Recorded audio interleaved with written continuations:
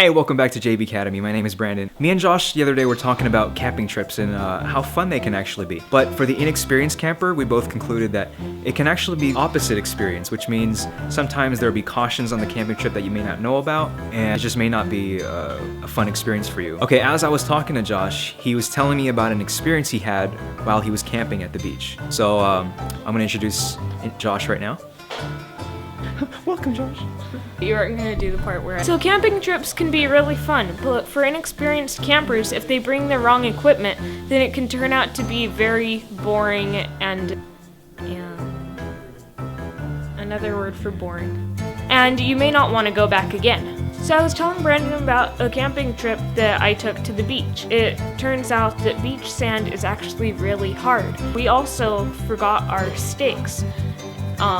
And so what we had to do is we had to go around and ask people for stakes, and that's how we put up our tent. But I want to keep you from having to do the same thing we did, so I'm going to tell you a few things that you have to bring and a few cautions. So one thing to bring is food. I know that's very common, but even just for one day, it is very important that you bring food and water. Also, I highly suggest you don't bring, foods that take a long time to prepare. More like convenience foods are more suitable for the trip because who knows, you might not have access to a stove or an oven.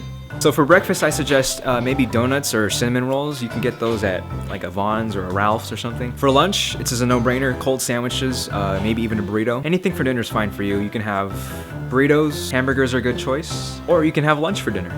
So the second thing you need to know is that you are off all diets when you go camping.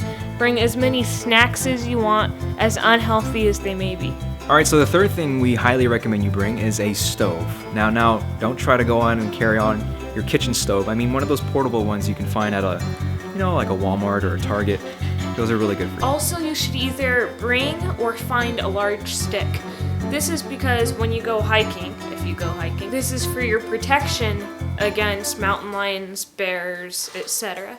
So bring a stick as long as you want, depending on how close you want to get to the mountain lion. So an alternative to bringing a stick to prevent mountain lions from coming close to you is to bring a gun. No, I was just kidding. So another thing that you want to bring is firewood. This is for making s'mores and for sitting around the fire for warmth, because they're awesome. So for those people who don't like to play games on camping trips, I suggest you bring maybe 1 or 2 games. But for those who love playing games on camping trips, I would suggest you bring 1 or 2.